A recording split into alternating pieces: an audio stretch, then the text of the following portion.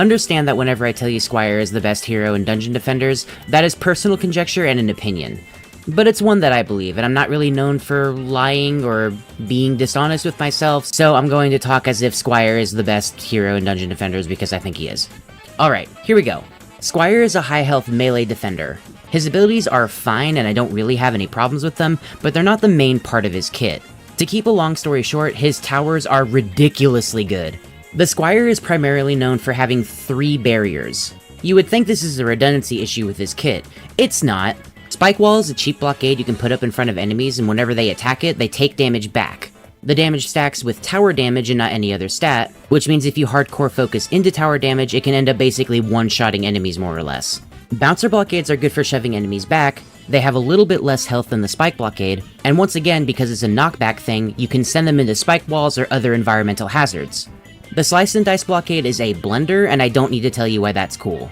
Its DPS ramps up the longer it stays going, and it reaches its cap speed relatively quickly. But it's not just walls for this guy, oh no. Your third unlocked tower is the Harpoon Turret. At a glance, this tower just looks like another regular old standard projectile throwing tower. But its main gimmick is the ability to pierce enemies, and there is no cap for how many enemies it can pierce. It just goes as far as the projectile will let it.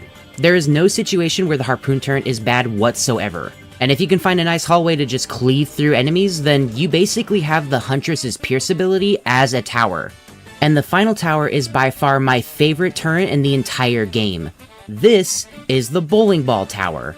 It fires giant steel cannonballs that roll around on the ground. They bounce off of walls, they bounce off of enemies, and they stick around on the field for a ridiculously long time.